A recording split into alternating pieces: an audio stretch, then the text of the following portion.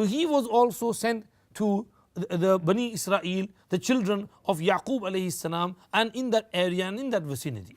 There is only one prophet who has claimed to be universal and for the whole of mankind, whether they are Arab or Ajam, whether they are black or white, Chinese, Australian, Asian, European, American, everyone is from among those who are called and invited by Rasulullah sallallahu alaihi wasallam to Allah subhanahu wa ta'ala. This is وَمَا أَرْسَلْنَاكَ إِلَّا رَحْمَةً لِلْعَالَمِينَ and وَأَرْسَلْنَاكَ لِلنَّاسِ رَسُولًا.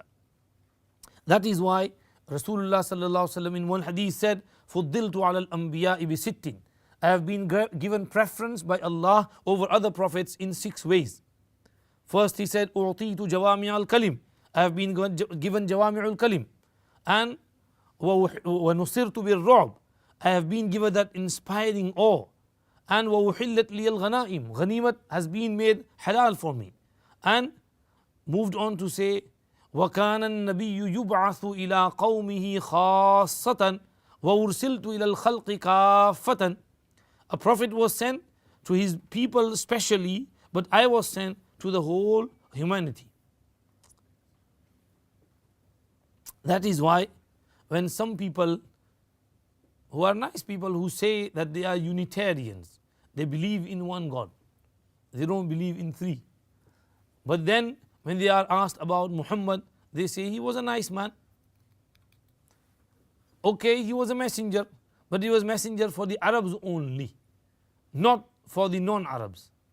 So we ask them this question, that Allahu Akbar, if you say he was a messenger, then you are saying that a messenger is a truthful person, so whatever he says is true, he's honest, he's sincere, he doesn't lie. So he himself is saying that I have been sent to the whole world. So are you claiming that he was lying when he said I have been sent to the whole world and the whole universe? So you are contradicting in your own words.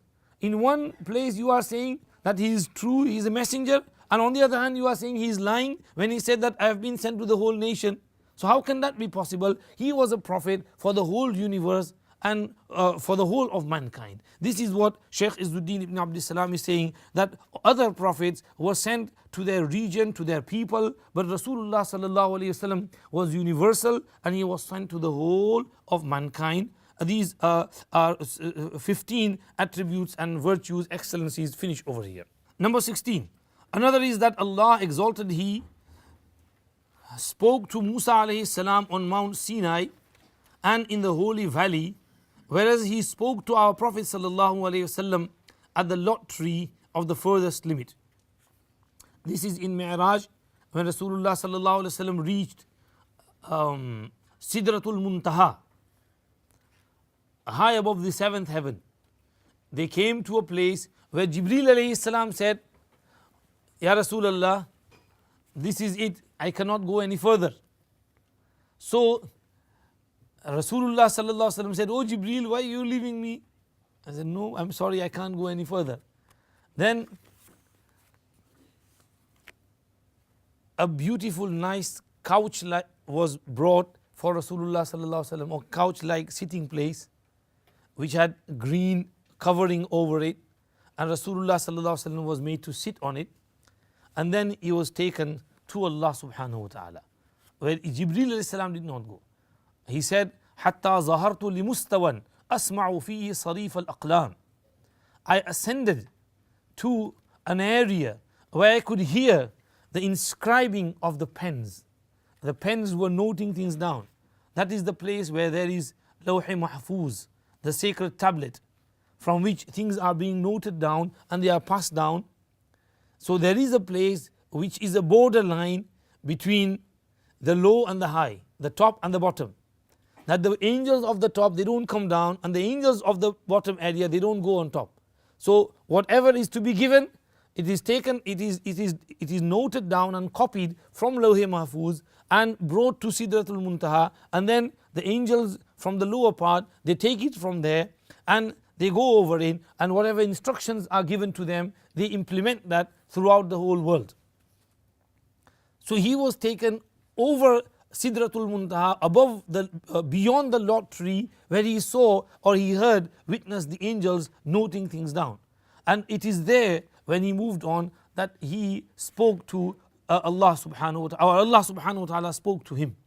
And in some narrations, he witnessed and observed Allah subhanahu wa ta'ala's countenance as well. There is a difference of opinion with regards to that, but we don't want to go into that detail. There are four opinions. One is that Rasulullah sallallahu alaihi wasallam just spoke to Allah subhanahu wa ta'ala and had a conversation with him, but did not see him. The other one, number two, is that Rasulullah sallallahu alaihi wasallam observed Allah subhanahu wa ta'ala with his physical eyes, with eyes in his face. And the third one is he observed Allah subhanahu wa ta'ala with the eyes of his heart. This is not knowledge or a dream or a vision or something. It is Ibn Hajar Asqalani rahmatullah alayhi said this is a more clearer version on which Ibn Abbas and Aisha's opinion can be collected and gathered upon. And that Rasulullah sallallahu alaihi wasallam saw Allah subhanahu wa ta'ala with the eyes of his heart. It was like a kashf and mukashafa, and this type of mushahada and witnessing was gifted to him. And the fourth opinion is of Abu Abbas al-Qurtubi Sharh Muslim. He says tawaqquf, that this is not something regarding which we will be questioned in the grave or on the day of Qiyamah. So we should not deny and we should not prove. Tawaqquf, staying where we are and not saying anything regarding it. This is the fourth opinion of Abu Abbas al-Qurtubi. However, Shaykh Izzuddin ibn Abdus Salam may be of the opinion of those who say that he did not see. That is why he only mentioned talking and conversation with Allah subhanahu wa ta'ala and did not mention looking at him and observing him. Otherwise he would have mentioned that as well. Anyhow, number 17. Yet another favor is that the Prophet sallallahu alaihi wasallam said, "We are the last of the people of this world, and we will be the first on the day of rising, who will be judged before other creatures, and we will be the first of those who enter the garden."